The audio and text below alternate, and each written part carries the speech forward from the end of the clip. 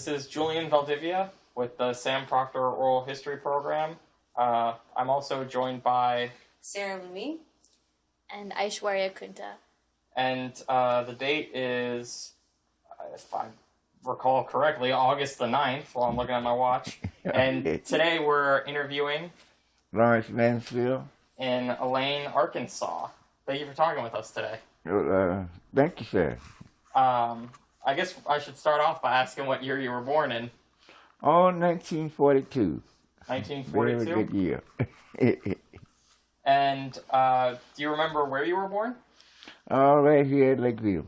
In Lakeview. Mm-hmm. Okay. And were both your parents from Lakeview? Oh, they was born down in Brickey, Arkansas. In Brickley? Right, Brickey. That's right up the road from here, on the other side of Mariana. And do you know how they got to Lakeview? The government program came up, and about that time, a lot of things was going on with my grandfather and the farm, and I try to remember it all. I got some first cousins. They have looked into this, and they had came up with some vile records that what those people, the steps those people did to take my grandfather and his brothers and them land there in Brickey.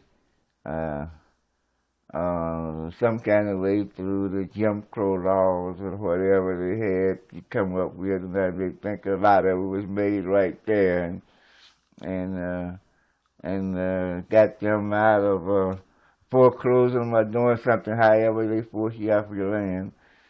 And they was trying to keep my grandfather and them there, by doing some things to prohibit them to move at the time this government had set for them to move here. And so they took him to jail, and my grandmother had to go underground and get someone with a truck that she knew through neighbors and all, and move them here. And I think that was in 38. And I was born in 42, so, there was a few years before I even got here. That's how they got here. Many things happened along the road, and when they first got here, and then them getting here. My grandmom, she used to work on the levee, on the White River levees there with the Red Cross and everything, so she got, quite a few people. And, a lot of people got sick up there and died, and she had to work with the Red Cross and going into different camps and working with the people, and, in other words, she's a Red Cross nurse, and so doing that, and then when this came up, and she was quite friends with quite a few people there, and assisted her in getting down here, and without my grandfather being able to assist him, but the operation went on anyway. So when I got older, I can remember in the late 40s, early 50s, when they went to court, and they came to my grandfather's house. His other three brothers came, and they was going to court in Mariana, and I can remember all the uproar and upset. I was a little boy. I was 8 or 10 years old, somewhere along in there, and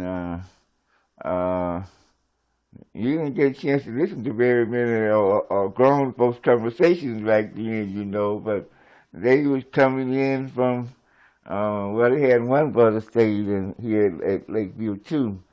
They split them up, one on one side of Lakeview and one on the other side, and they split some of the other neighbors that came from that area up. They was pretty close-knitted people, and belonged to different organizations like the Masons and Eastern Stars and all that. So and they was very good at that. They was for real people back then with that thing. So, you know, things was happening for real back then too. So it was pretty serious, you know. But I didn't know that being young that I would have tried to pay a little close to attention.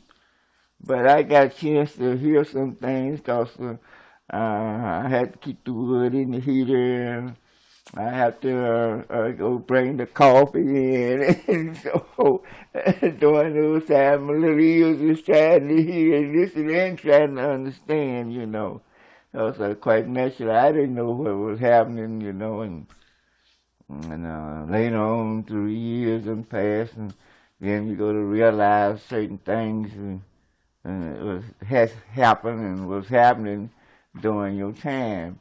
And then you go to realizing, you know, what, how the world is for people in this area during that time. So it was quite interesting and quite awful in many ways and gifted in a lot of other ways, you know. So we have those things to be thankful for, that we have something to restrain ourselves to, and I remember those who put their, I guess you say, best foot forward and left some type of pathway, some type of a little story to keep our young ones kind of impressed, kind of enthused on in a manner of things actually happen that we can validated during our time that we've been not privileged to know in times before. So we have now a time to try to validate things and see a better life, understand a lot of things. So I don't know which way you all are trying to come out of the start, like you start talking, I don't know how to quit. You know, what were y'all really interested in?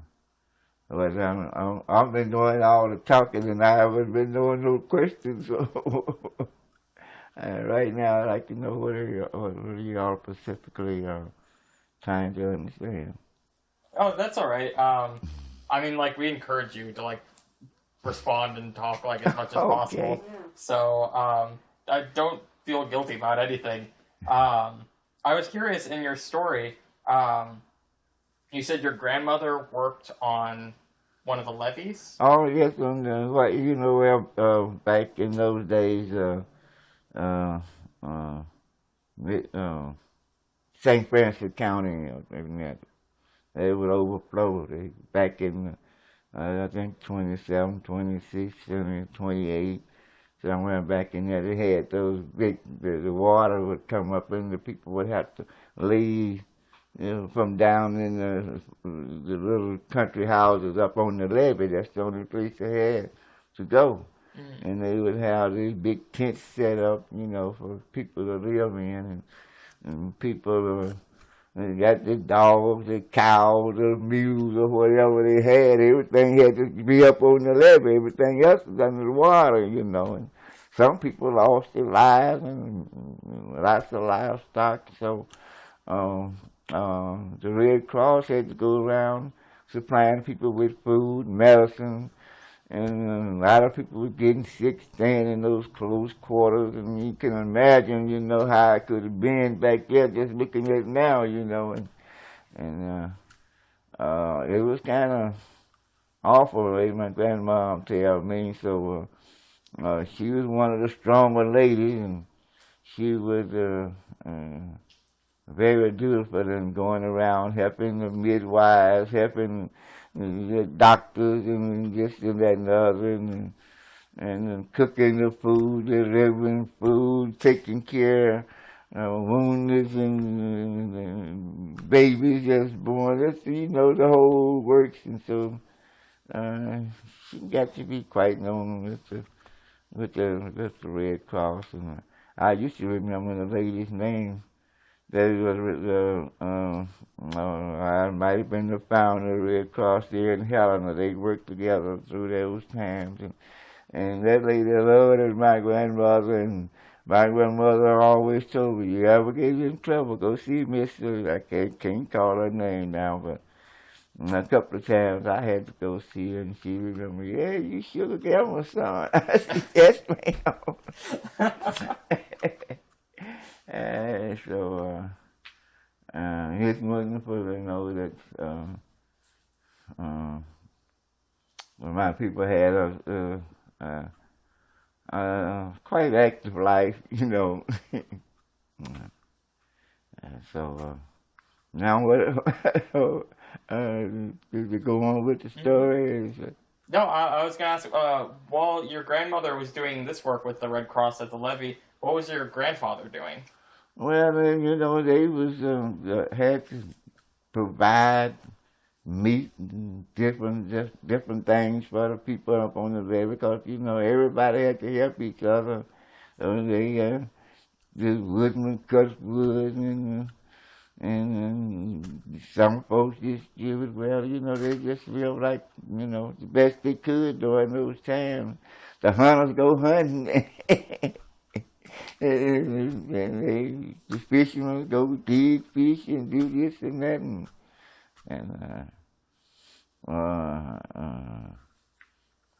some of the people that live with me coming up, one of the men, he was a fiddler, and they used to have gatherings down on the levee there, and they played the fiddle, have square dances and different things, you know. They had fun too. It wasn't just all bad. They get together and have some laughter and fun, prayer, churches, all the different kinds of churches up on the same levee there, so mud and water and sloppy, but I mean, you still found a way to live in and get through those things. And so some in all walks of life, some lost life, and some, you know, survived. And while this is going on, are there still like kids in school and things like that? Well, they had the churches and the school groups, you know, for in certain parts of the levee camp, you know. It wasn't something easy to live in, and you're slopping around in the mud, and you got to tow the child down the muddy levee a half a mile or so, you know. It was sort of kind of impossible, you know, to have in the school during that particular time. I don't know how long the water stayed up, but I imagine a month or two or three or whatever it was, you know. It wasn't a whole lot of schooling going on because the transportation, it wasn't on gravel up there and things, just a muddy path on a tall hill. So. And so what did you all do when the water went back down? Well, the people moved back into their different little homes and straightened them out the best they could and resumed life. And so this man came available. My grandfather had served in the World War I services, and so he qualified, you know, by serving the country and made him be one of the first qualifications people that came through. So, and these people found out some kind of way, and gonna had my grandfather locked up and my mother's brother. They locked him up in a group of other men that was getting together to move the people out. And so they decided they was going to ride down and lock these people up so they couldn't have no men help to get them out. So they managed to arrange different things. While my grandfather was in jail, they thought they had everything situated. When they woke up the next morning, my grandma and them was here. And so that's how they got out of Bricky, Arkansas. Terrible times. I'm confused. Why did they lock up your grandfather? Oh, well, then, like I was saying, I don't know what kind of contract they had with these people. You know, you farm and you go to these little stores and these people was landowners and they let you have some sugar, some flour and different things and then when you settle up at the end of the year, you know, you pay off and so they had some kind of old records and all this just kind of fixed up and everything, like you owe more than what you know, wasn't nobody giving out no receipts and different stuff and all that, and so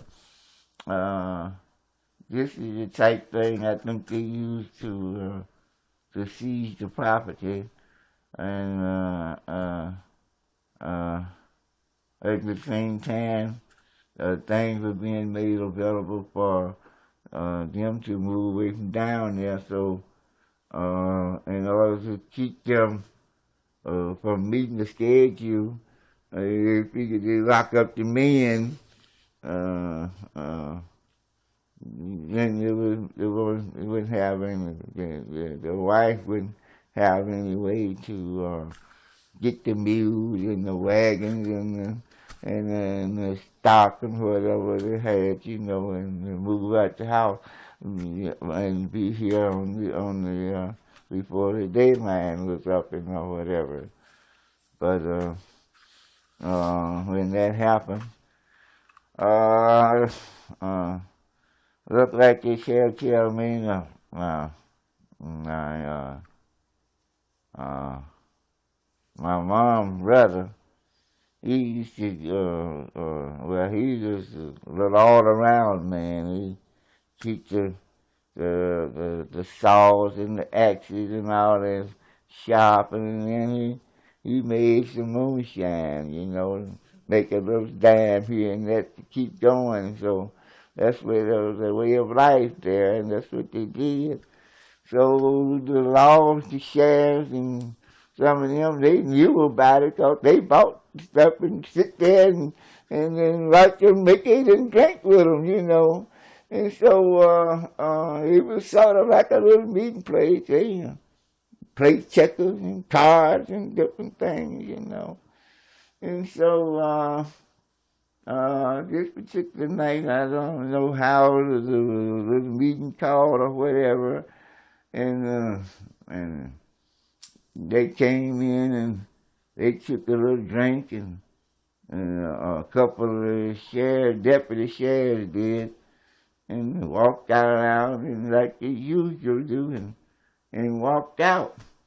And it looked like my uncle said it was something unusual about him, and by the time my granddad and a couple of other men got up to leave out, there they was.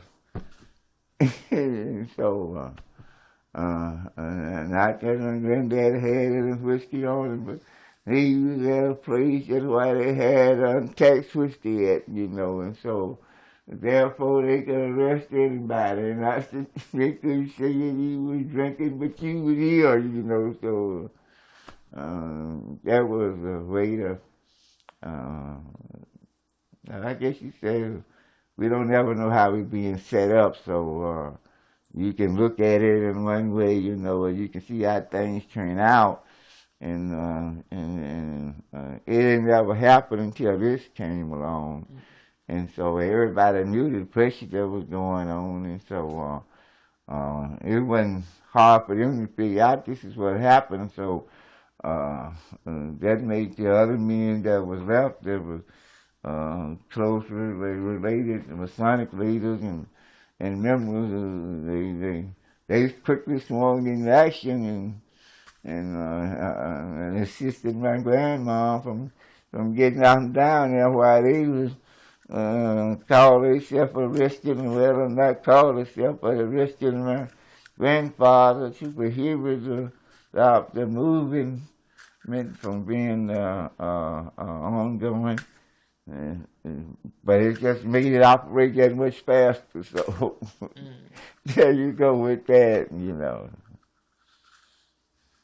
And so the Masonic leaders and the other men in the site kind of helped you guys all out. Yes, sir. It was like a communal effort. Yes, sir. Yes, sir. Yes, sir. Yes, sir. I mean, like it was nothing you could ever dream. Like you know, it could seem like it was already sort of like planned out, but it wasn't. When things happened, everybody just came up, you know, and this is what we got to do, and this is what's going on, and the word just got around so quickly and easily, you know, and looked like the truck that they was going to use was parked just ready, and so everything went on, started working, and you know, well. It wasn't no hours after that. Immediately things fell in place and operation just hurry up and pack stuff. You know, grab what you can, get this, and before they make up their mind, they'll be back in the morning and try to do this. And so they had to get things and get out of there right then, you know, before they stopped down the road or by the shed or something the next morning and all this. So they had to. They packed up and they was gone for the next morning. So we understand from my grandmom was selling from some of the close neighbors that was around, next door neighbors and farmers. There was other black farmers around in the same place. I used to visit with them for years afterwards. And they did come down there the next morning about 7:30, 8 o'clock the next morning. Well, Mom, them had that meeting here then.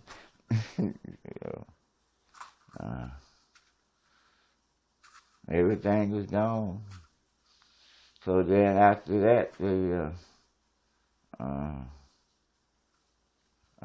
started some type of foreclosure to the land, and they went through several different trials and different things, and 30 years on up, and I think the last one was in the early 50s, I can remember, and they found out that there wasn't nothing they could do, but laws had changed from, they changed a lot of things in the law between the 38 and the 20s, and up until the 40 to 50, you know, so they lost the land some kind of way like that. But anyway, they got a chance to move here and get away from around the disturbances that was beginning to develop. Mm. And so once your family got away from all of that, was your family able to purchase land in Lakeview?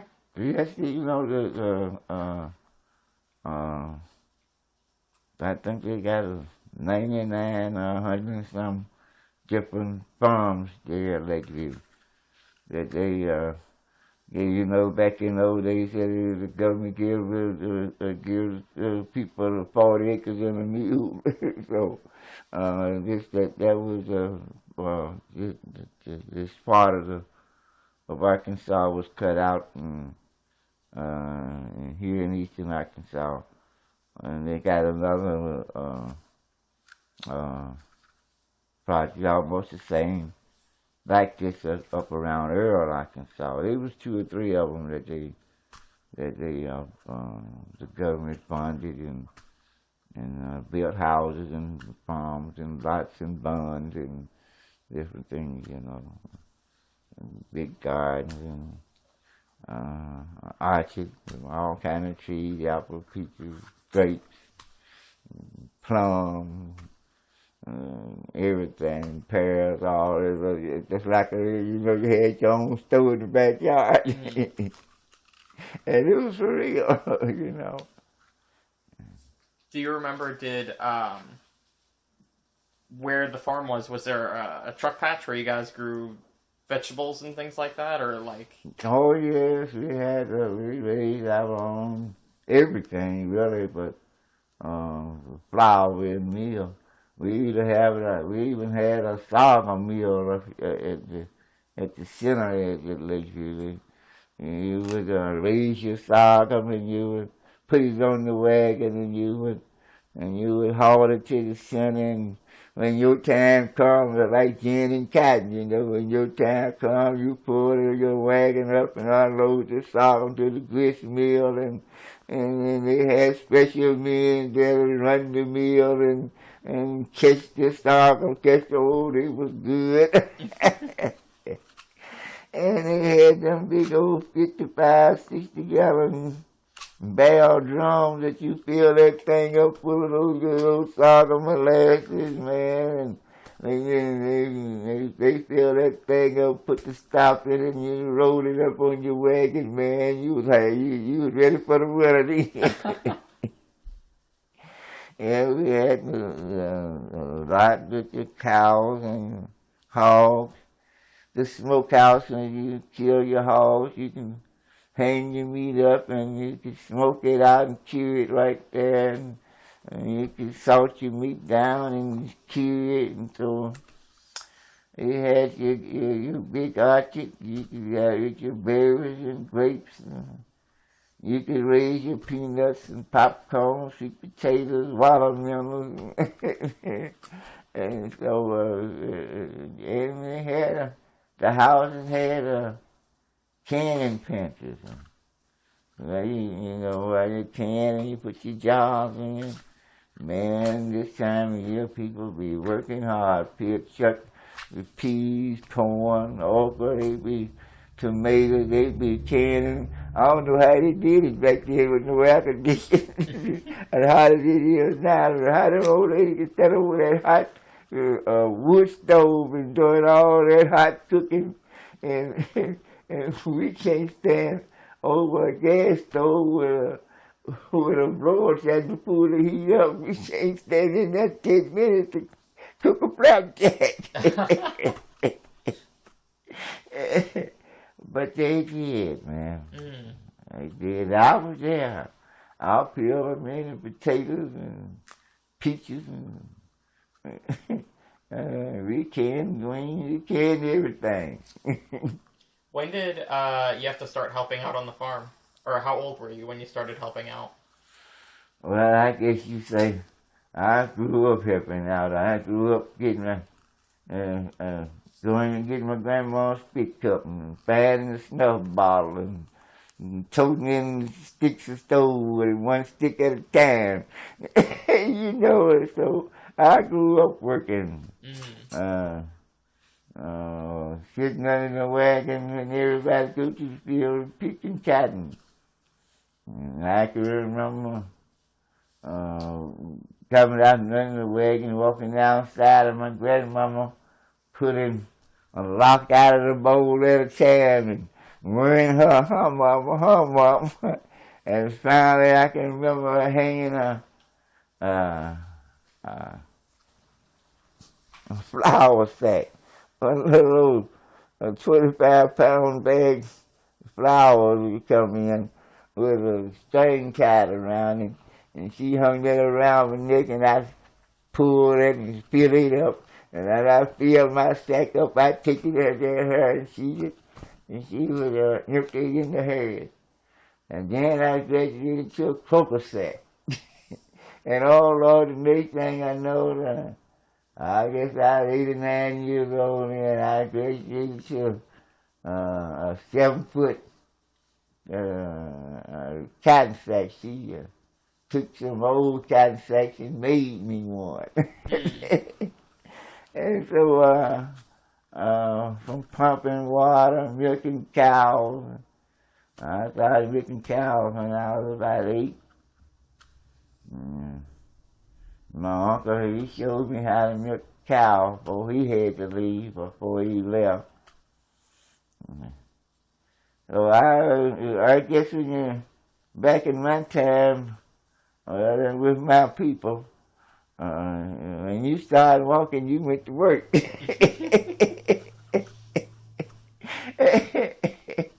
Yes. And you talking about talking, yeah. You can hear them talk, so you understand what they say. You go get this and go get that. And from then on, another thing I had, an axe in my hand and going through the woods like the other men did, you know. So. Were you going to school during this time as well?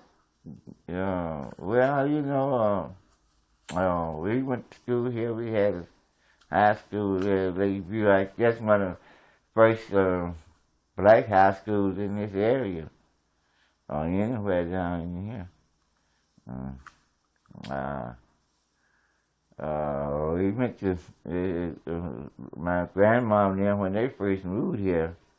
I don't think they got the school built here until somewhere like 40 or 41 or something like that. Before they got the school completed. But before then, some of the kids used to go to school at Salem down here, Salem Church down there. They had another school-like thing, yeah. And well, it was a school, and a lot of the children, the people that here from Oneida and around, they was going to that school anyway. So when we moved in here, a lot of kids went to Salem School for a long time. And then they didn't go to no 12th grade or anything. And after that, they just finished school here at Lakeview, and then they went to the 12th grade. And when I got big enough to go to school, they was hauling kids all the way from down to Snow Lake up here to go to the 12th grade. Almost from Marble here to go to 12th grade. You know, kids all around used to come here to go to 12th grade. So, building this project, hoping many black children go to the 12th grade, you know, those that could and those that had the man to. Some of them couldn't. It supported plantation kids and everybody, you know. The buses went for miles around to pick up children. Some kids would get up before day just to come to school, you know. Do you remember what time people would have to wake up to make the buses? Yeah, then some people would have to get up at about 3:30 and 4 o'clock. Cause you stay down in Snow Lake. It's 34 miles down there. And they got to bring you up from Snow Lake. They got to bring you to E-Main, and then you got to change buses from E-Main, and then come on here to Lakeview. And so that's what, the roads wasn't like they are now, so it was quite a bit of work even for a bus driver each morning to make that task. And so, well, I guess it's kind of pretty much the same now with the children we got going to KIP. They have to get up real early down from Snow Lake now and then go way to the KIPs uptown. So it's, you know, it's pretty much the same schedule going on now, but it's different times and much better, much more comfortable. So. How many people were in all of your classes? The what? How many people went to your school, or how many people were in your classes? Oh, in the 9th grade, it looked like we had 120. Now, when we was in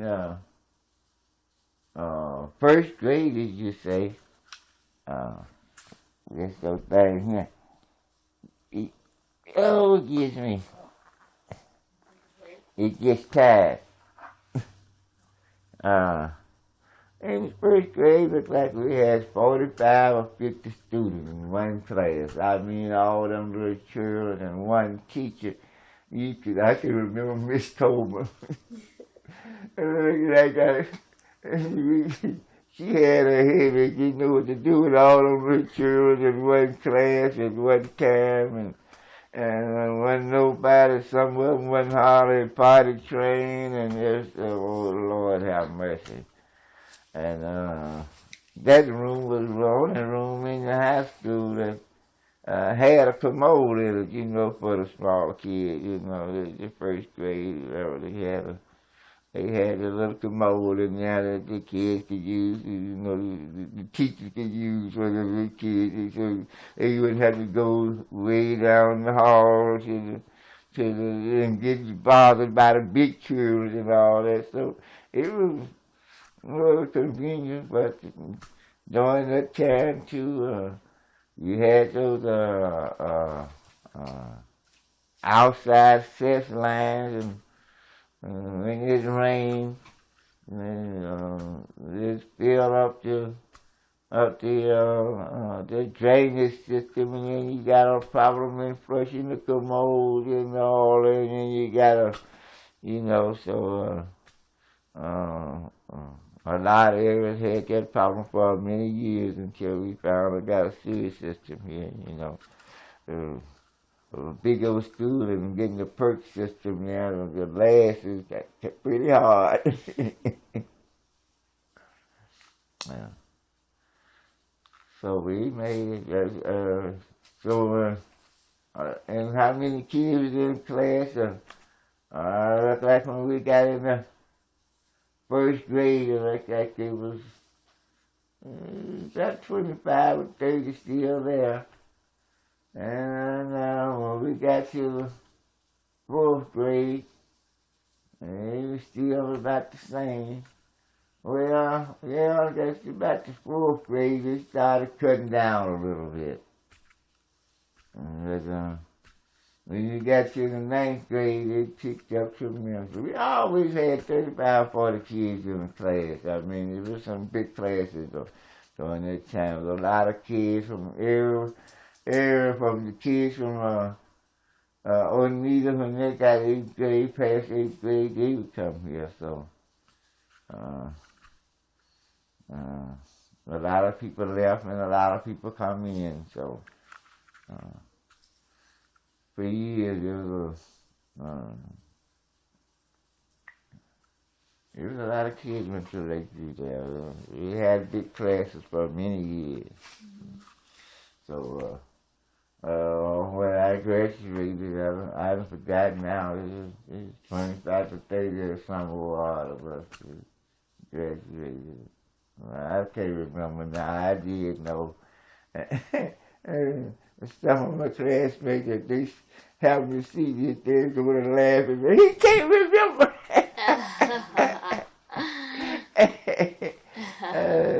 So later on, things probably started popping in my head. I said, well, I just forgot it. Anything else? Are you close to any of the people you went to high school with? Did you become friends with people that you went to high school with even after high school? Did you stay in contact with them? Oh, yes. Oh, yes. We have a pretty nice bond with people that graduated, and not even those that graduated, some didn't. Still loyal to the community and the people that they grew up with here. A lot of them didn't finish high school. Got out of school at an early age, but their parents lived here, and their sisters and brothers, and some of them graduated and some didn't, you know. Some had pretty large families, you know. Some families from 8 to as high as 11 or 12, I imagine 13 was in some families. So it was a family tie from some family still here, and they have family reunions, and I had a friend that was here not long ago. He was great, Bobby Roof, and we had some wonderful time during grammar school years. Oh man! And she she didn't have time to come in, so she was parked at there where you all was. I went to the mailbox that evening, and she was on her way to heaven and saw me, an old classmate, and she stopped her and her husband. They stood up and we laughed out there about some school years, and fun that we had while we was growing up here. And, oh yes, it's quite a few people. Every 4 or 5 years we have a reunion like here, and quite a few people from California, Florida, yeah, all 4 corners, New York, Seattle, Oregon, all around it, and people come in and we have a big gathering and recognizes, those of us that still living, and roll call of the ones that passed on, and memorial type deal and all. So we still very close knit. I would say most of us.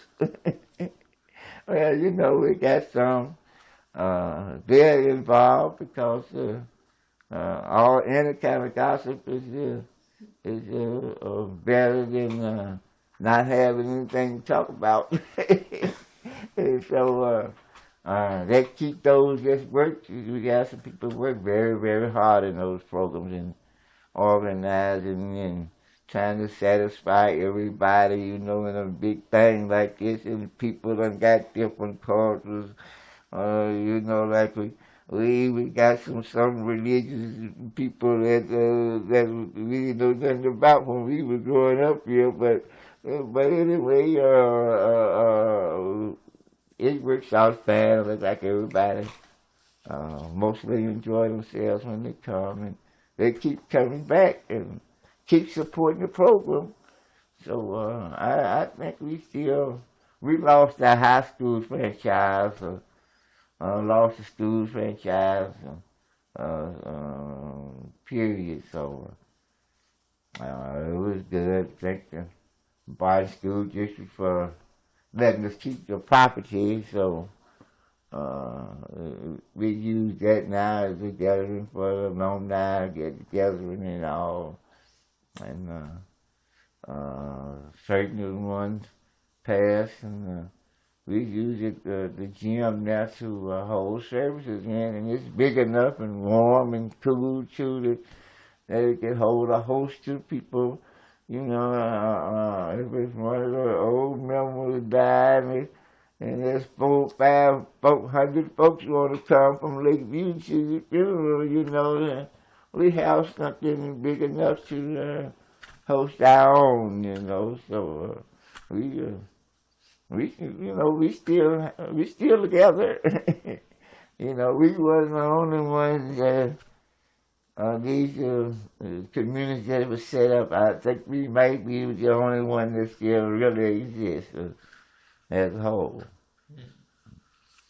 We lost quite a bit of land to white buyers, to people selling out, and some folks just didn't want to, just families getting in little talks, and so the families can't come to an agreement, and some sell out. Some families is abandoned, they got it tied up, they say, make it airland, so you can't sell it, and it belongs, and so, and we got some people who are just hard to keep the land. And so that's wonderful. Are a lot of the white buyers local or outside of the community? Well, then, you can see around the community, as far as you want to say like Missouri or Ohio or whatever, but in some cases it might be a few of them trying to bite here and there, but most of it is being sold as locally white folks that already have land here and in and around, and they ready to buy up in a little piece now, you know, they come up. So I used to farm. FHA decided to run some of us out of business, and I was picked. And it was one of the farmers amongst a few others I know. And we was all here, and they ran a bunch of us out of business at the same time. And that was a hurting thing because I was a pretty good farmer, you know. I farmed, I guess you say, all of my life. And they started giving me my money too late. That was just, you know, they didn't know what was going on at first, you know. So, you get your money in April or May to farm with, ain't too much you can do it. You ain't got something started in the early years, in the early months, you know, so you try to do the best you can. And we had one of the FHA men is known to not like black folks at all, hardly. And this man had cancer, and they got him out of, he had been retired for 10 years or so. They got him out of retirement and brought him out here just to sit up in the office and deny loans. And I went out there, Mr. Wilson, all right, so I'm just sorry. And what was their reasoning for denying the loan? Did they... Well, you know, like I'm saying, for about 3 years in a row, I went hard down. First they started not giving me my loan till March. They were trying to get the loan, really. January, February, you know. March, you need to be, you need to have your equipment ready and out doing, out working, out breaking your man, cutting the stalks down, you know, and getting your cotton ready for planting in April, you know. So you don't get no money until April, and then you ain't got no money to prepare your land. Well, then, you know, you have to have money just to have money to run the machine, you know. So by them, you're not having access to the banks because you are FHA borrower. You get your money from FHA, you know. So we can't let you have no money because. Well, you know, the banks could, you know, let you have $4,000, $5,000, $6,000. It wasn't a whole bunch of money spent back then, you know. So you can get started till FHA release your loan. Well, they might not release your loan. And, you know, something we don't, you know, but they just saying it's just taking the community, to the committee a little longer. Well, then how come all the white farmers, and they had a worse year than I did, but they still getting they on time before time. And how come, you know, I'm sitting back like this, you know, I'm looking at this, you know. No excuse, it's up to the committee.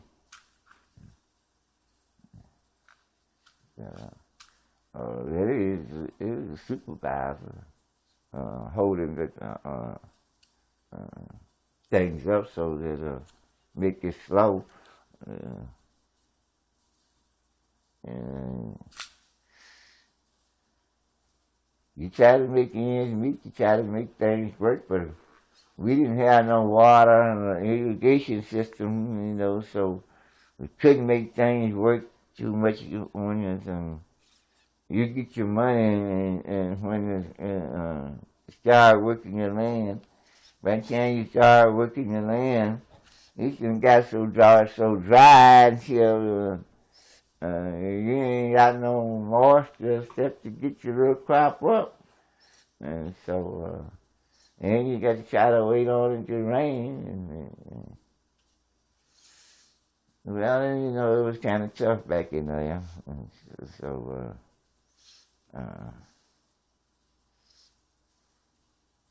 if you can't get your crop, you know, you couldn't get your crop in on time, and you missed your spring rains and getting the crop up, then you just out of it, you know. You have no irrigation system.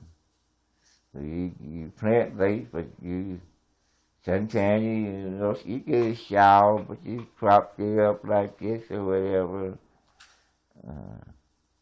When it should have been like that, you know. Yeah. But you didn't get it in time, and that's good. And you go from 2 bales an acre to 2 bales plus an acre, get your crop planting on time. And you go down the rest of the bale acre, you know, you can't keep farming, and then they do you like, and you go and you tell them, you know, I need, and I got to get one on time. And then the next year, they make you even later. Now, you know, yeah. There's many things you wish you could have done, but there's no other way. You end up losing, you know. I tried to buy a little farm for myself and all, and they make you come and just actually starve you out. Yeah. That's one thing you can do to a farmer. He don't get to the field in time. You know, that's low yield. I don't care what you do, how you plant it. The later you plant it, the lower your yield, you know. So, if you can, in that second year, on your first year, I can't remember now. I had planted some cotton and some. It wasn't on lowland, but it was some new ground, but it was on some pretty lowland. Oh man, I imagine I had 3 bales of making. You know, I didn't get the cotton planted till late May. And that made it come off. That made it come off late in November. And I imagine I had 3.5 bales of making around there. Started raining 27 days. And just say I lost right at 100 bales of cotton, not on just that piece of land itself. And I lost 10 bales on another farm. I lost 70 bales on another farm. Well, altogether, I lost over 100 bales of cotton. And what can you do when you get in your field? Because you're too late planting. Got the rain team that year did, but it rained for 27 days straight. And it just stripped the stalk with nothing left. And so after that, what did you do? You just started the next year, and gave them on the next till late, and then that brought down the decrease in the yield. And the next year, it was even later than it was that year. And so that's the way you walk in, you out the back door. You know. At least since I had this, I should get my money on time, you know, so that I can resume farming like I had been all the time. I never, you know, all before you was giving me money on time and things was coming out right, you know. So all of a sudden, why you start giving my money late? For some reason, you know.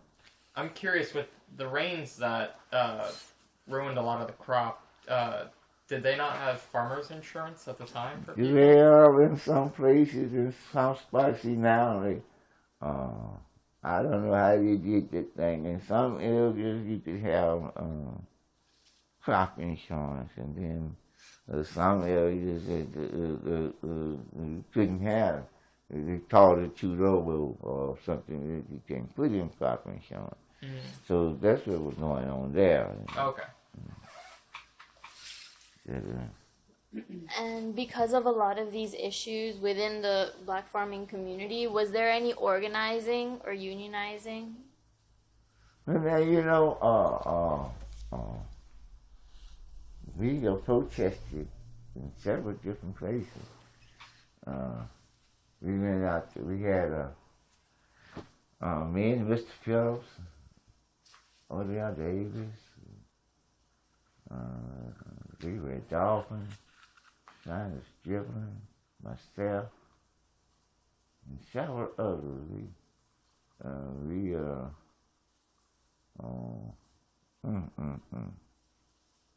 Up in Tennessee, I forget this boy's name.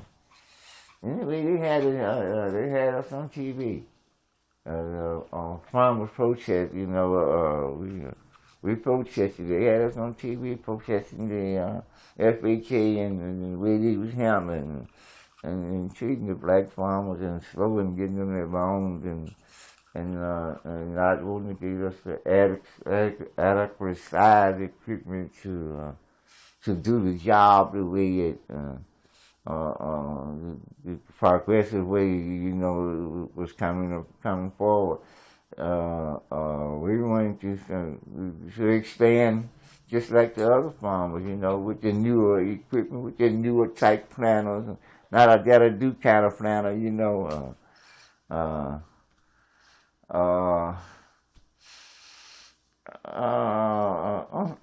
Can't think of that man's name. We worked out through Fargo. You know, we had several meetings out Fargo. They got us into the Black Farmers organization thing, and so we worked throughout with the through Pine Bluff.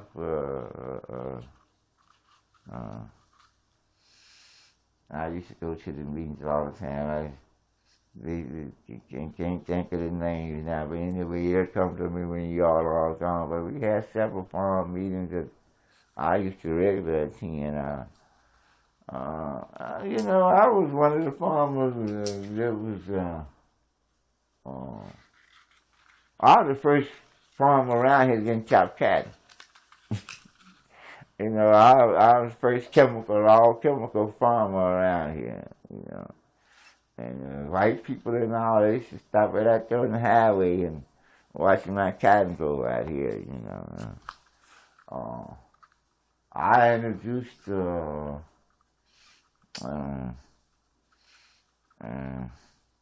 soil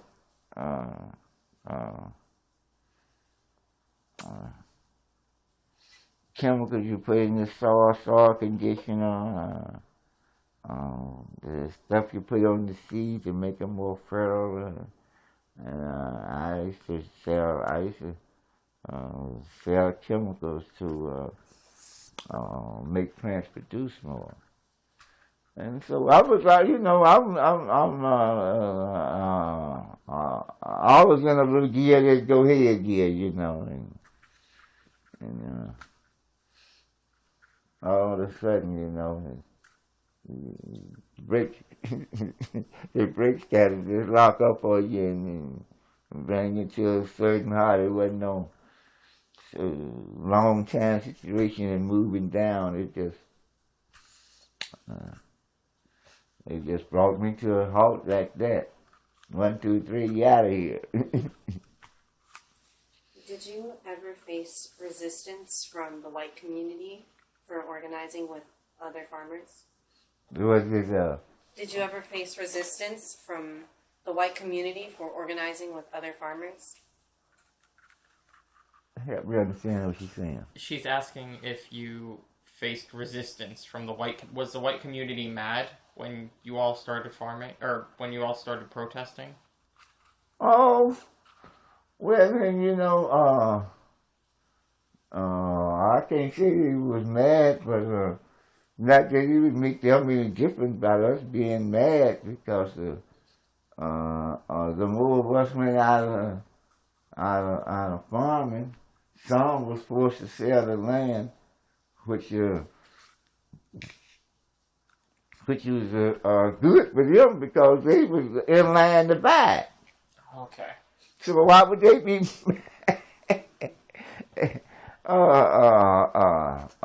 That's how some of them got quite a bit of land through that operation. I understand why they're glad with the situation, but were they mad at you all protesting? You understand what I'm saying? Protesting. At first, see, when nobody getting money from the FHA, but black people, basically. Okay. And so in the later years, the banks start shutting a lot of these unsuccessful white folks down and shipped them to the FHA. The government kicked them out. And so they increase, FHA started increase with white farmers, and that made, we couldn't see the pressure acting like that, but it increased with the white farmer, they decreased the black farmer, and then made the smaller white farmer purchase the smaller black farmer's land. That's what the little game they call Pac-Man. The Pac-Man game, I guess that's where they got it from, gobble, So I'm hoping I'm being correct if you the best I know how. So now they were protesting, wasn't doing us any good, because we didn't have anybody in the government that came down to give us any assistance. It's something that's happening immediately, So us protesting, they probably was angry. I could say yes, because the government could have acted sooner. Mm-hmm. But the government was pushed back to not operate sooner, so they probably were afraid that the government don't operate sooner, and then that would block things for a few more years or whatever. But in the long run, they was happy. Did the government ever face any kind of repercussions for discriminating against black farmers in regards to the law? They never own up to discriminating in the manner that we would say. But they ended up changing supervisors and going under the new government regulations, and you know how the government washes hands with him.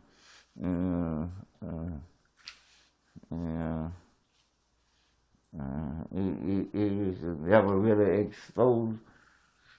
They tried to send several of us. I mean, like there's several of us. They tried to send in jail. I had filed Chapter 13 and all that, you know. It was disastrous to me, you know, you talk about somebody being disturbed. I was mentally, you know, and I was a little vet. Certain things pop up in your head, and I think about my granddad and him and how I was raised.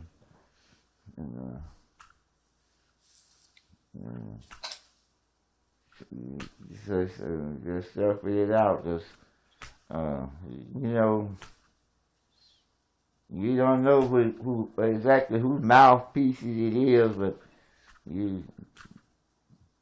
sometimes you don't want to know because you don't know how your mind will operate in certain situations, and during that time, you know, I got in a situation when I'm down in this thing already. My equipment is tearing up because they wouldn't give me no money to fix it. I'm trying to borrow stuff to make a crop with, and don't nobody seem to want to help you. And then me and him got in this situation and he ended up in a shooting deal.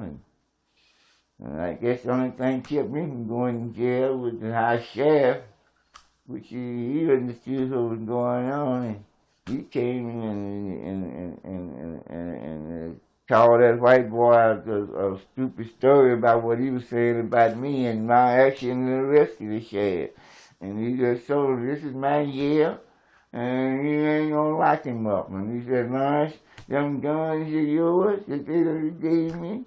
And he said, you come down in my office when this is over with, and you get all of your guns, because you might need them when you leave here. And that's my jail, and this judge and everybody else gonna lock you up. Now, you go to the record, he cursed.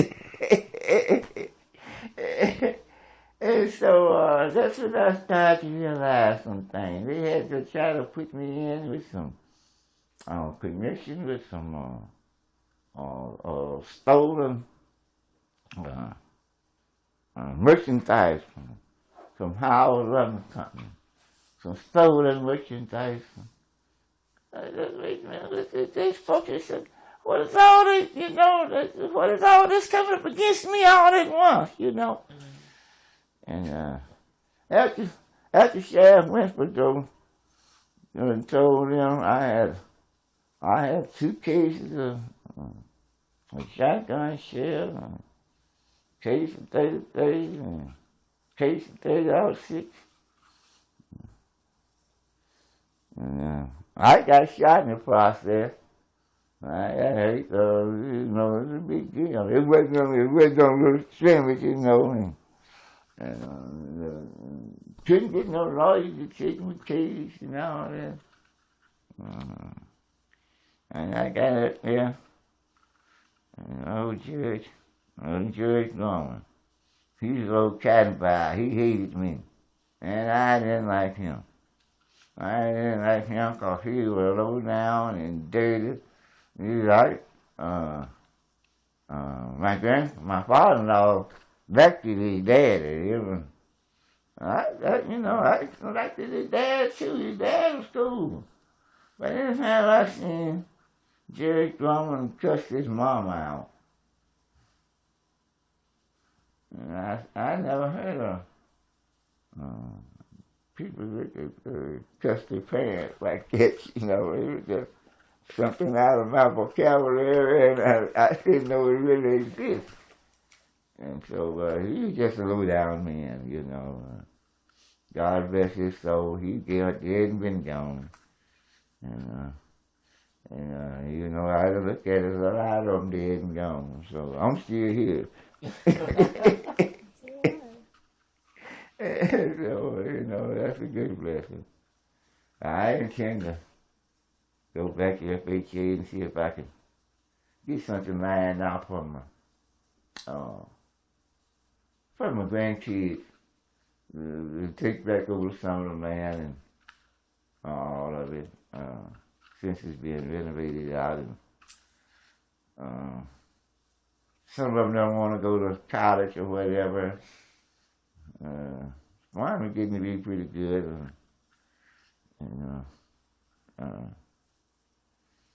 I'd like to get something started while some of them, I got a couple of them, great grands and grands that don't look like they want to go to college. Well, they can come and get started farming and go on and build something back up out of the farm while the kids have a place to play. And I don't know. Black folks have got areas and stuff, and they selling out and everything, and children got nowhere to play now, you know. They playing on some white folks' farmland, and you ain't gonna do that long nowadays. And so, you know, I like to have my daughter from West Memphis. She come down, her and her friends, they come down on they got a little four-wheeler thing, you know, and they run around all over the farms and stuff, and they come back, Daddy, I went over to the back farm, I said, get your girl, so that makes me feel good, you know. I like for them to get them a little machinery, and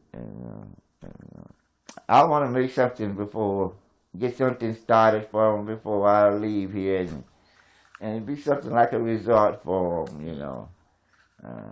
The farm that I was born on, it's got 10 acres of wood.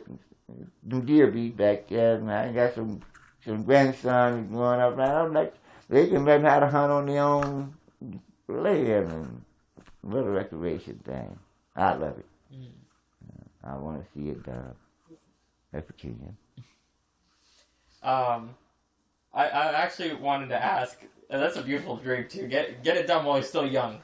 yeah. When you were all protesting and the government or the FHA was trying to push all the black farmers off their land, what year was that you were talking about?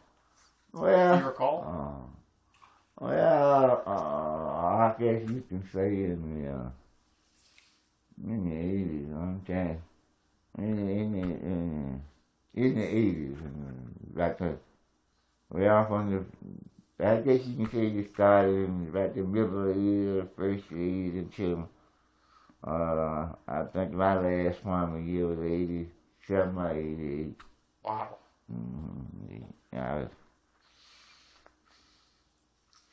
So they started on me in about 84, 83, 84, something like that. Somewhere in there.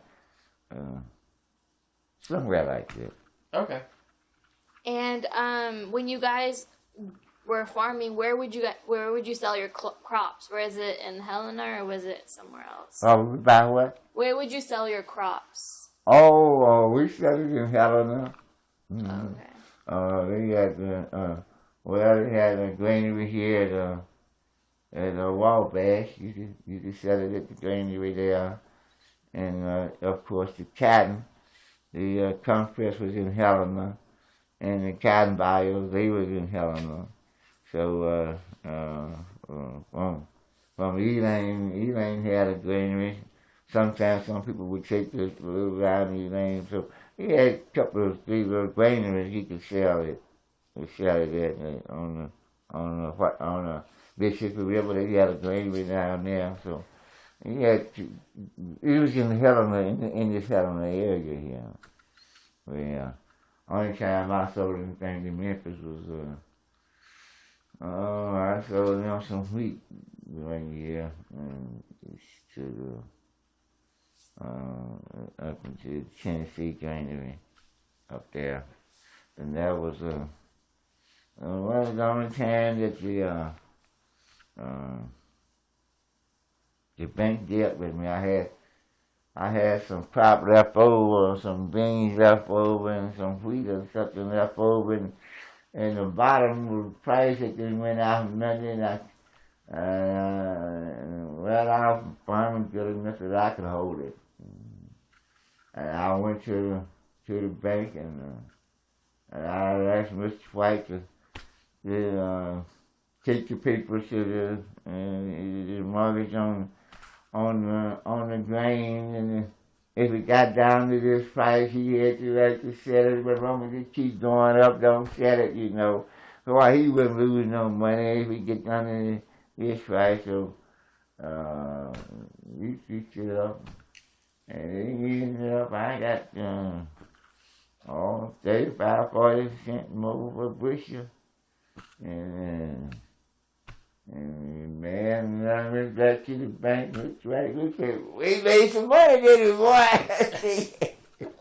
Well, you know, when you're doing business like that and everything, then all of a sudden they can't let you have no money. You know, like, hey, you know, like, keeping you in the split. You instead of going to town, if they're approving along, come back to this week, and come back this week, and you know, your heart, your mind, your soul, everything is pounding all out of shape. Along ought to be in the day.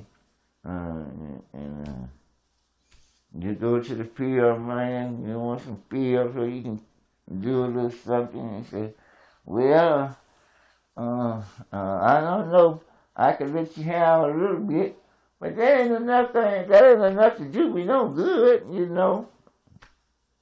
So,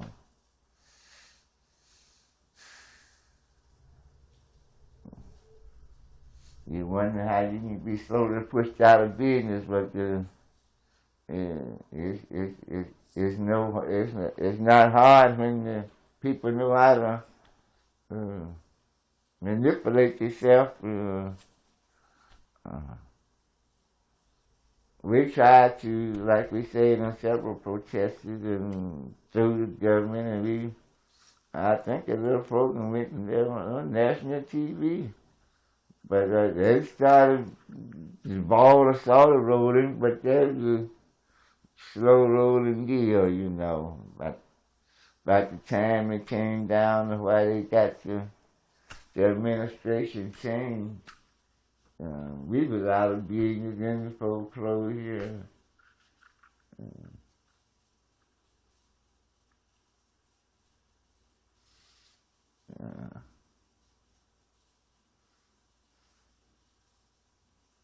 One guy said, he could put me back in the farming.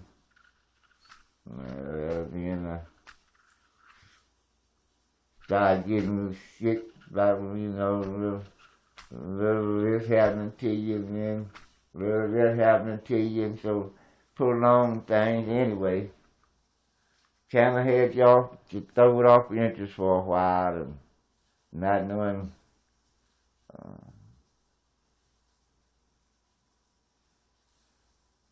what could happen next.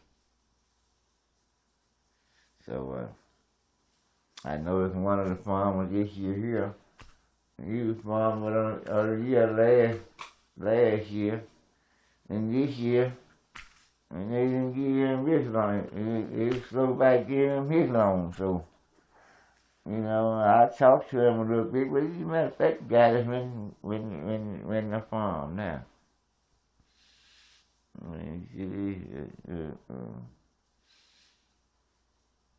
He didn't give him quite all his money last year, but it wasn't any reason for it wasn't enough to hold up or slow down from getting the loan.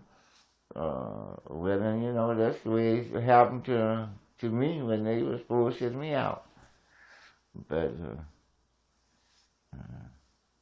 they got water and irrigation system now, so they can plant bait. Back in my day, we didn't have water and irrigation system, so you plant bait, you just out, you know.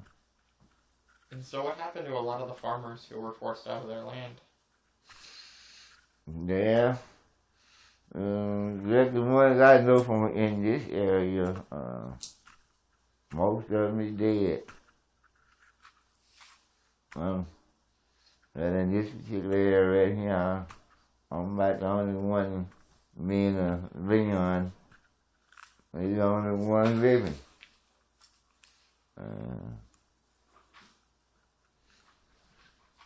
You know, I'm one of the last.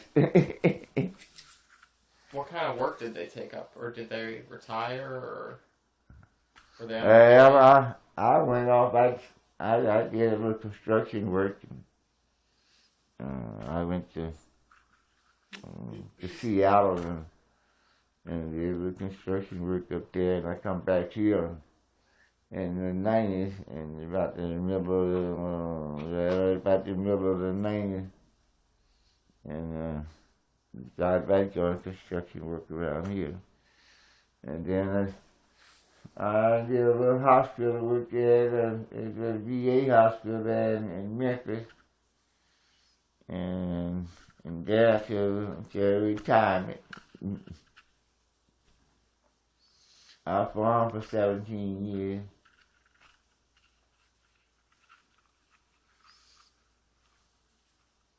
And I worked on the railroad before I went to the Army.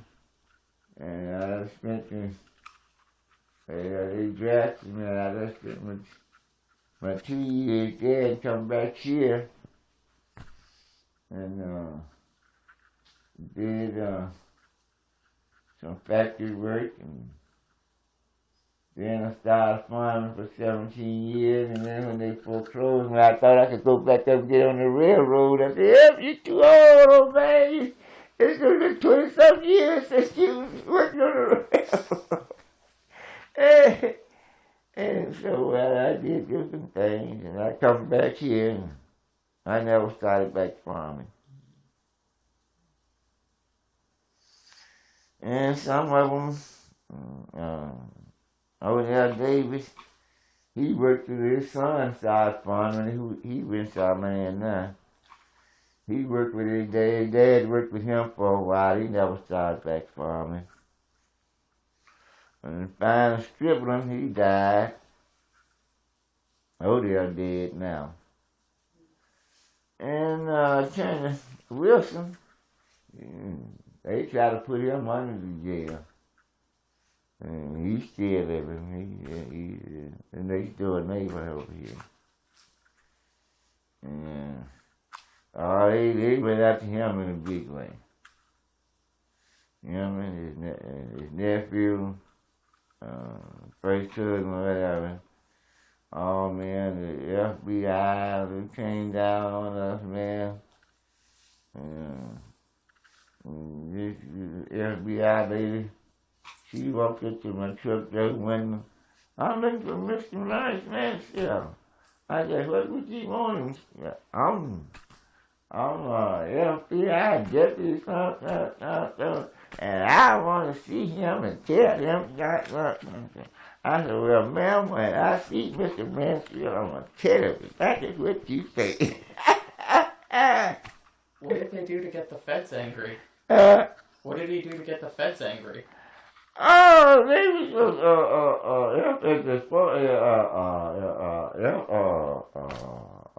they say he's foreclosing on us and had us under federal investigation. Oh man, this is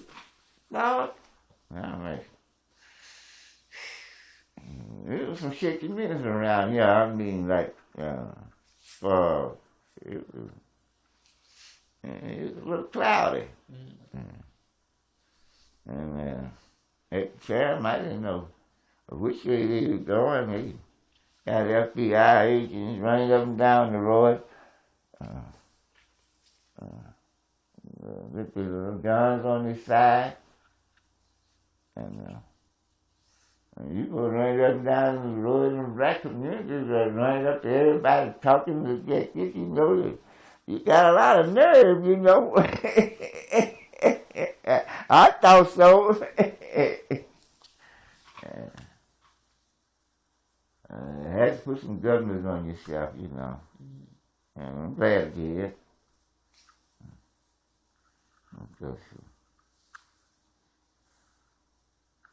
I'm glad that the things that worked out as well as you did, because In that situation, looked like somebody could have got hurt because I'm not really responsible for the other folks were doing. I was my own farm. I help people the best I knew how, whenever. I farm. I did my work. I gathered my crop and thought I was doing all right. And so, why did you end up getting involved in local politics? Well, it's just being a person in the community and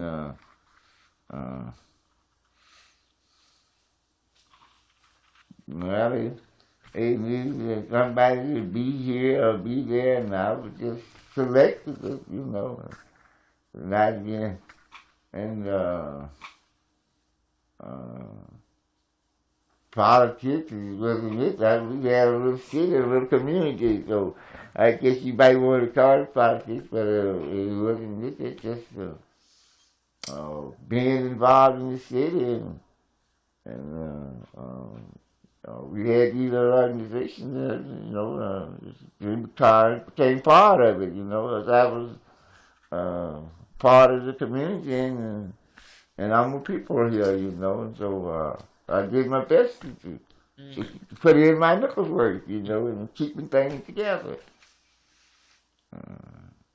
For the people that don't know, what was your position in the community then, or what was your title? Well,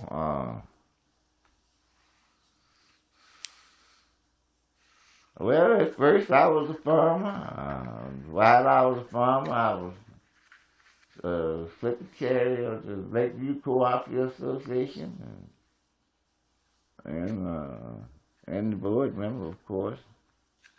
And we became a city. I was the elected board member of the city, and the city made me secretary of the city council.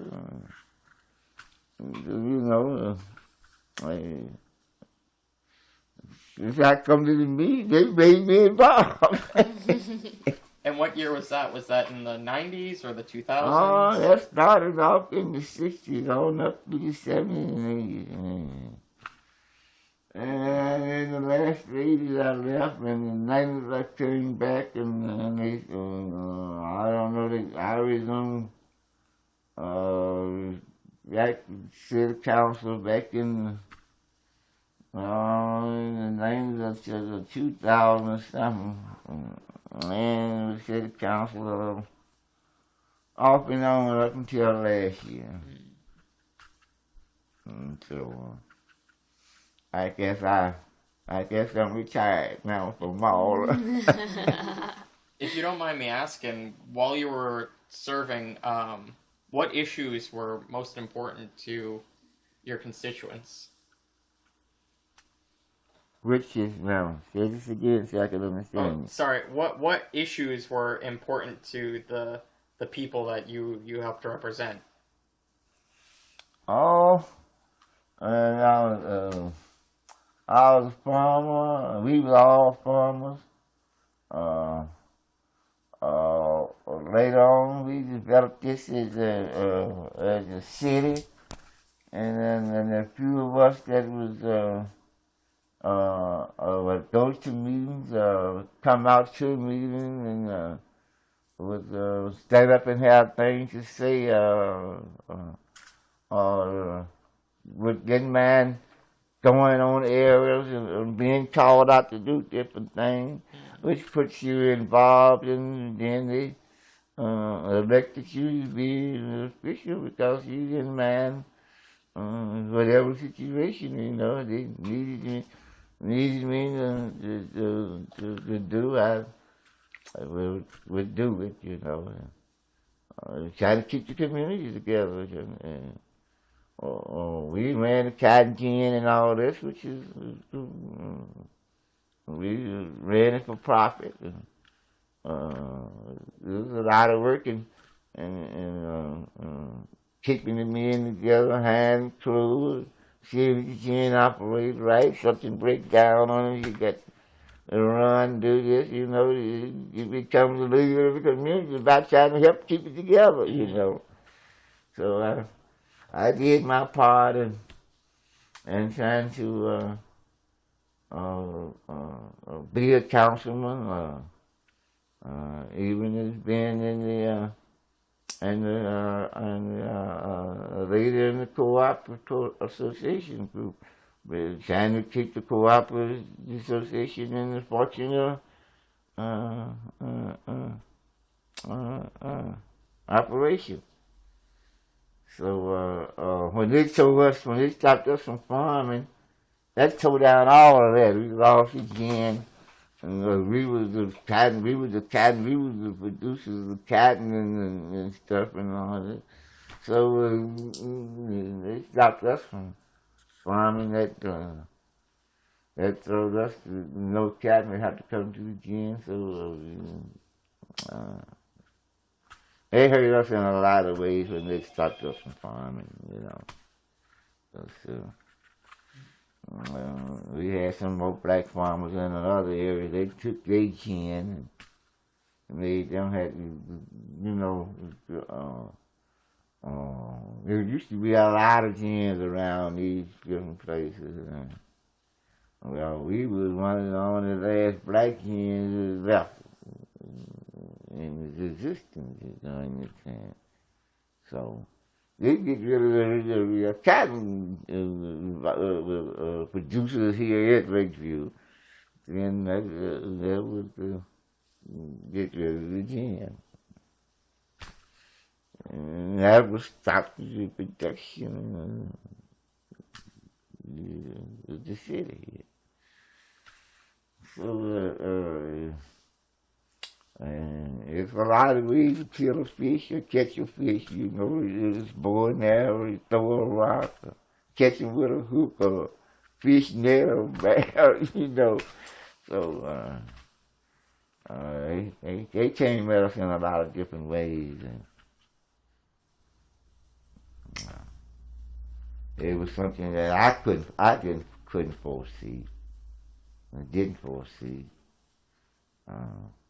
Not knowing that if anything could have been done differently to avoid it, I can't see same practices that everybody else was doing, and a few times everybody has some hard times and they, you know, you get through it. You have some hard times, you have some good ones, you know. But when there's a chance and the good times come, then you take advantage of that, and then you get pieces by holding out on him, you know. And, I couldn't see it at that level at first, but. Like it probably would have did better if got farming 1 year at all. And once they get the money, just put it in the bank and let it grow and start up the next year. But you know, you jump out there and you use up that little money time. And you know, and you have hopes and dreams, but you know, I've seen a lot of white folks back there, they just wouldn't even plant. But I tried. I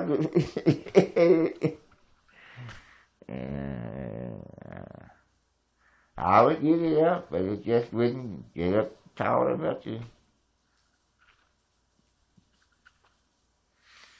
So anyway, this water system brought in a whole new different kind of farming. All right. Oh no, you can go. What was it like growing up right near Elaine? What was it like growing up near Elaine? Did you learn about the Elaine massacre? Did you learn about the Elaine massacre growing up?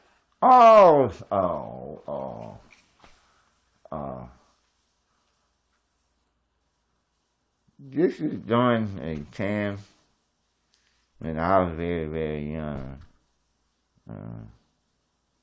There's a lot of things went on then that I couldn't, really understand what was going on, but certain things happened in the community that didn't know it was part of that particular operation or not. Not even knowing that the vein like that will flow from Snow Lake Lane all the way up through West Helena, all up through Marva, and in a sense of a way, all up through Lee County. And so, now, what part did you asking me do I? When did you learn about the massacre, the Elaine massacre? Oh, really learned about it is after I got gone, I had knew about it, but I had got gone before I started getting some education on ends about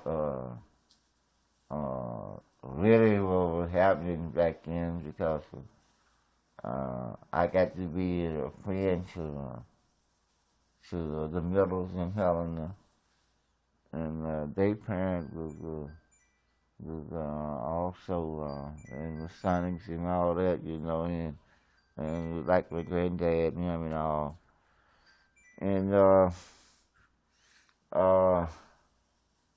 and talking to them got me interested in but at first, we didn't have no teaching about it, it was kind of her church deal, for years. It was something that a lot of black folks didn't want to talk about because, I guess, for one, you don't know who you're talking to and who's going to take back to who. So it wasn't very, very talked about. But I know it was some people, I guess, was getting away from the incident, going to it, and the sheriffs and things were looking for some people. They came through my granddad's farm, and Miss Max's Banner. She remembers a lot about some things about too. What our grandfather and them had to do to protect a gentleman. That was, well, I guess they might have had an ID on him or something, but he was getting away from him. And our Masonic Lodge is all the way up to Helena. Anyway, they all was close-knit people. And this man, he got up and down there some kind of way and come up through here, and he found refuge through us on, and they got him on out of here, So I think he was one of the leaders or whatever, but anyway, I know the early in the morning, my grandmom and dad, they gave him breakfast and fixed him a lunch, and he went on out through the back, and some old gentlemen, they got him on out, and they got him out of here, and crossed the lands or state lands or something, but anyway,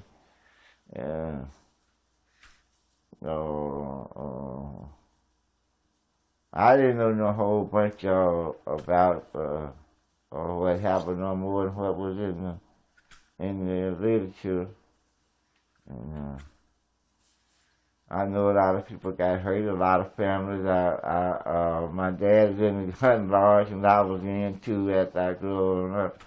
They did a lot of talking about it, and I knew people's families that was involved in it, and they had some heavy losses, and it was awful terrible, But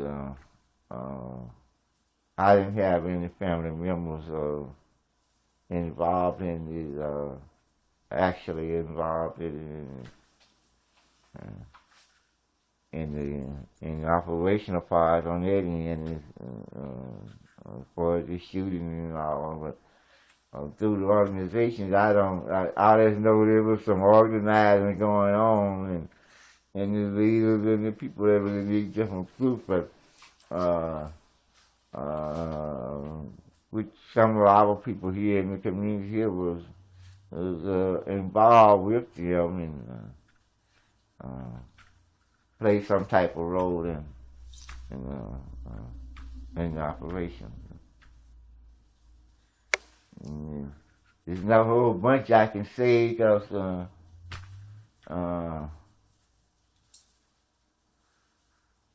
we just aren't allowed to hear so much that they kept, you didn't tell children too much because they might get out and go to talking, so what little you did see, you better keep it because you don't know.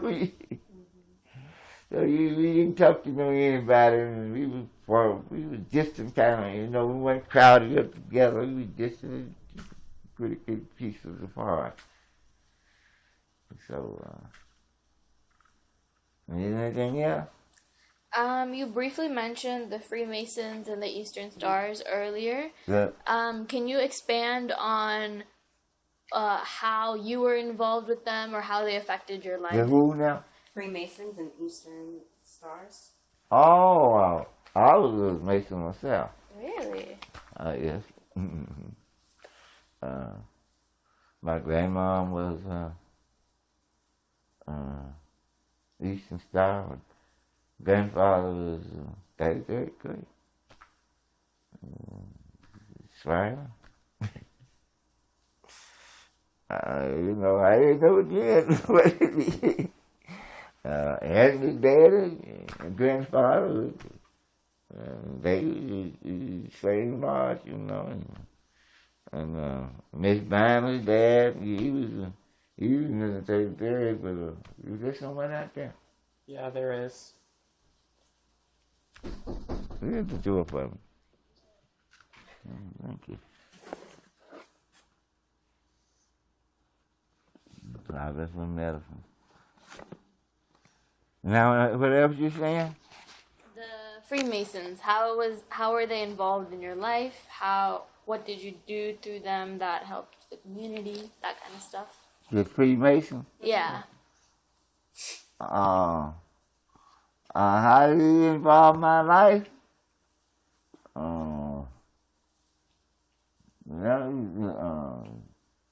Really to be a man, a truthful man.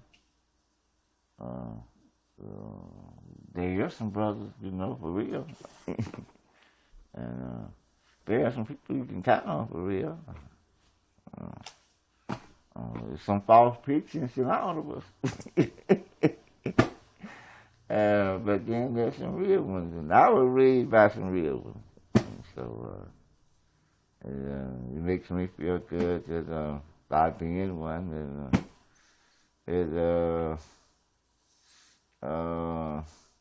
I was able to be talked to about different ones to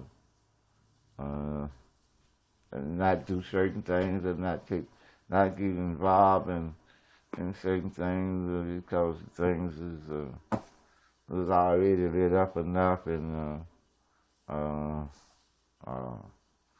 like I say, certain things happen that probably could have been worse for me, but it wasn't. And I know that somebody had something to say to keep anytime the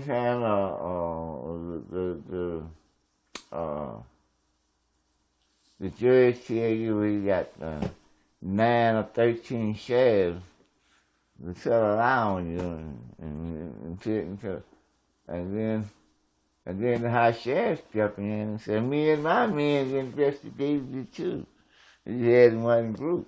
And then he let him go. Now, that you say, hi, I don't know what's going on here, but now there's 2 different sheriff groups here.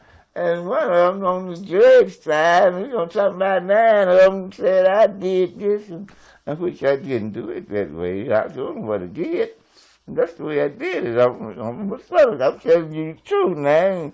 Some of them sheriffs supposed to be in the son, but they lied. They ain't there. But that's something that say, hey, this man did just that's what he did.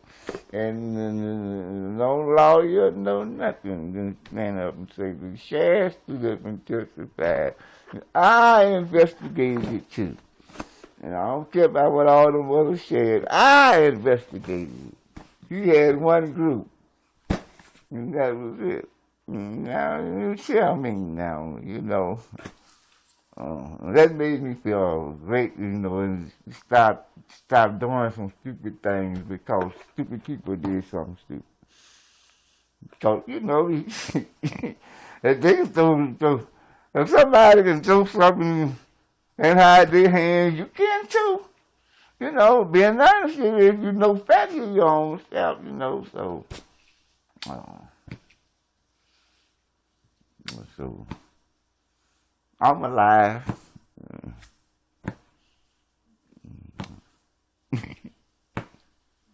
And I'm glad I am.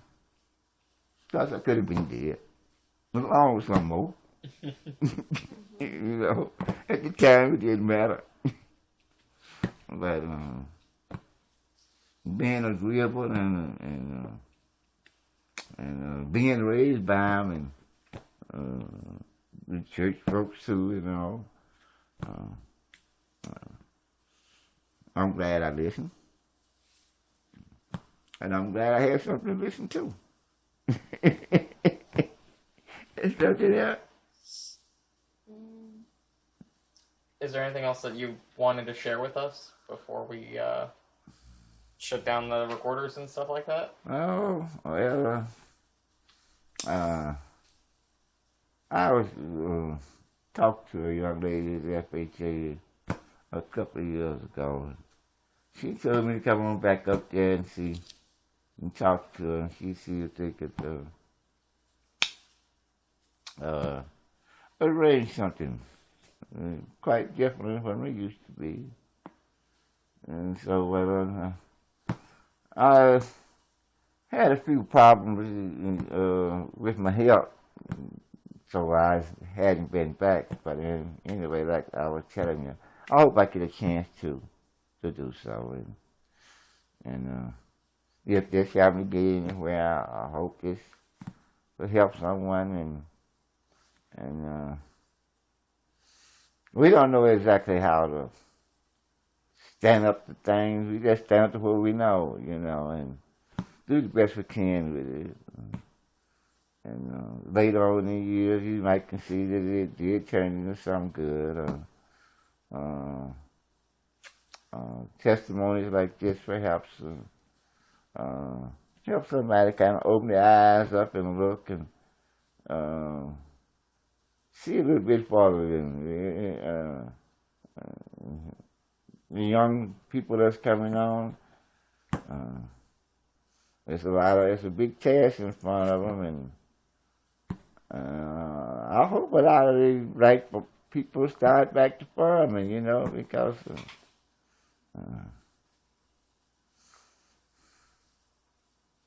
you know, it's a way of life.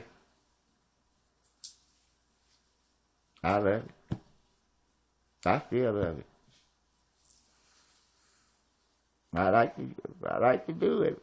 I ride and I look across fields looking at it. Yes. Whatever y'all can do to give us some strength, we sure appreciate it. We have a little community cooperative we're getting back started. We're about through with the new bylaws and everything, and so we want to be able to contribute to black people. Hopefully get it started where we can start loaning money, other black organizations or groups can do. Or even buy, if some of the black people wanted to sell, even be able to buy the land. Like the co-op used to, when people used to sell the land, they was empowered in to buy land. They could buy the land and sell it to whoever they wanted to, and they did. And so all these things was taken away from us through FHA government system slowly cutting things away from you that we couldn't see. So we got some people that grew up here, finished school here, were born here, living in Little Rock, and they're doing some wonderful work and getting this, us have gotten it back up and ongoing. We have a meeting next Saturday up at the school center there.